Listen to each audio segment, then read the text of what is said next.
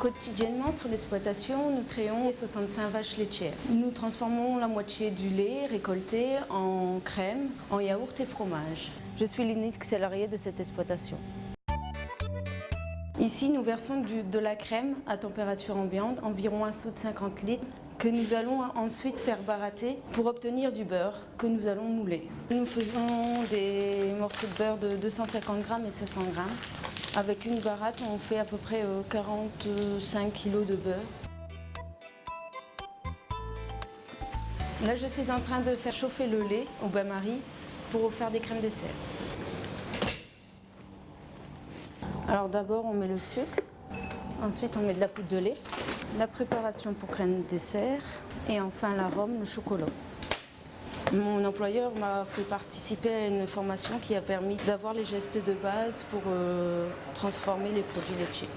C'est un métier qui demande beaucoup de rigueur au niveau de l'hygiène. Il y a des gestes à adopter pour éviter de contaminer les produits qu'on transforme.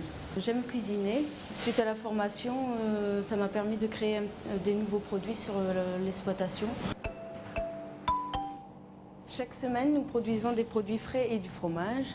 Tous les jours, nous devons retourner et laver les fromages qui seront vendus ensuite dans les 20 jours qui suivent la production. Ici, on fabrique le fromage de Bergue. On remplit la cuve de 800 litres de lait, un tiers de lait écrémé et 2 tiers de lait entier. On fait chauffer à 34 degrés, on y met les ferments, la présure, le caillé se forme, on tranche après le caillé. Après, ces fromages sont pressés sous une presse pour évacuer le sérum. C'est plaisant de travailler avec des produits, des bons produits. On est fiers de faire ce qu'on fait.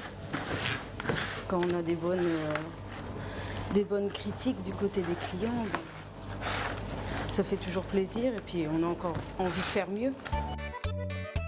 Dans les petites entreprises, il n'y a pas de délégué du personnel. Suite à une réunion organisée par la CFTC pour les salariés agricoles, je me suis rapprochée d'eux pour qu'ils puissent répondre à mes questions. La plupart des exploitations agricoles n'ont qu'un ou deux salariés. Il n'y a donc pas de délégué syndical.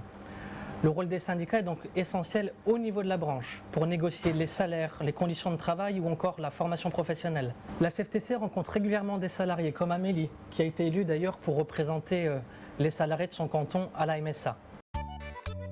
Nous invitons les salariés qui le souhaitent à négocier avec nous leur convention collective, car c'est eux qui savent le mieux ce qui est bon pour eux et pour leur entreprise.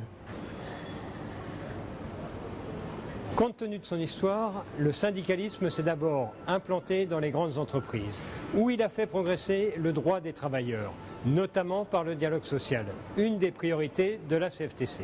Mais comme le montre le témoignage d'Amélie, qui est rentrée en contact avec la CFTC, le syndicalisme peut aussi agir dans les petites entreprises, même s'il n'y a pas de délégués. Les militants CFTC, présents dans les branches professionnelles, comme l'agriculture, prennent alors le relais pour négocier des accords qui prennent en compte les préoccupations des salariés, pour eux, avec eux. Être sympathisante à la CFTC ne veut pas dire être contre son employeur, c'est éviter les conflits et trouver les bonnes solutions aux problèmes.